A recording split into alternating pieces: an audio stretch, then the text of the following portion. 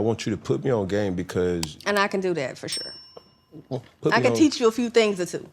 Talk to me. So when you first started in YouTube, I think the glitch or the desire was to get subscribers. Yes. Right? I think now, me being on YouTube now, it's not just subscribers and that's cool. It's about brand deals. It's about how do you acquire, some type of alignment to garner. But listen, I'm gonna tell you, because it's not all about brand deals. What it really is about is building a community. And people say all the time, like, you get so high up, right? And then you come crashing down. People don't last for so long in that spotlight.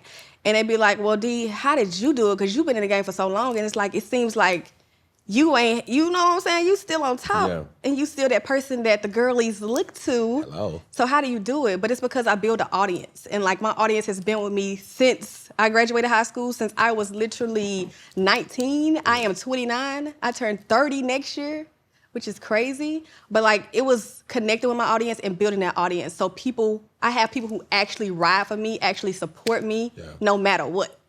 For sure. And that's really what you need. So building an audience and creating that demand to want to know, have you kind of ventured off, or what was that like to really compartmentalizing or going on other platforms? You got Facebook, you got Twitch, you got Snapchat, you got Instagram, you got TikTok, obviously YouTube, the shorts version of YouTube, you got Kick. Like, how many other versions and how many other platforms do you leverage and also am aligned with? See, I think that what is true to you is what really makes you who you are. It's one of those things where you don't become oversaturated. So I'm not on all these platforms. I don't have a Facebook. I'm on Instagram. I like Instagram for pictures, showing my fits. Boom. I like YouTube to create and actually make movies and show people like what I'm doing on the day-to-day and like my life as a whole.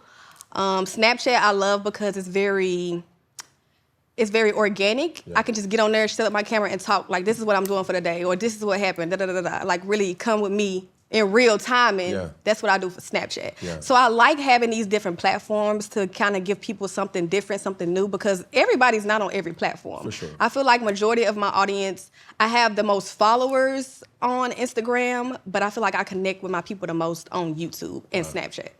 What I would say to the viewer, because... And that's the thing too, I think people, soon as something new come out, they gotta jump on it because that's like where everybody is. But I feel like when you stay in your lane, that's where it's at, honestly. I ain't gonna hold you. Like, no matter, when TikTok popped off, everybody was on TikTok. I'm on TikTok here and there. I don't really post on there like that. It's really like a hobby. But like people kind of, when different platforms or different trends come out, they want to hop on it because this is what people are doing right now. But like what you learn is what works for you is what works for you, and you got to stick to it, period. Now, what I've learned about content creating is it's like a job. It is. When you see people when they come up to you, De'Ara, like, how do you do it? What do you, what's your day-to-day like? How do you create this? Do you have an editing team? For the people who sees this, what kind of game would you bestow upon them in regards to being committed to the craft? I would say, so when I first started, I was editing my own videos. I was. But I think that as you grow, in order to grow, you have to expand. So I do have editors now, and they edit my YouTube videos. And sometimes here and there, if I have a short for a brand deal or something, I have them edit that. But I think where you start is where you start. You ain't got to get a $1,000 camera. You ain't got to do all that. You can start on your iPhone. But I tell people all the time, like, you have to stay true to you. Don't do something because somebody else is doing it, or you look at it as a monetary gain. Like, you can't go into situations just What's the biggest misconception that people think about content creation? It's easy. This shit is hard. Like, no matter what people say or think, like, it is hard. To come up with ideas, to actually create a video that's an hour long, it's hard. It's a lot of work that comes into it. Now, the strategy for... And it's an actual job. Like, no matter what people say, it's an actual job. For real. Because if you got to pay taxes, it's a job. Yeah.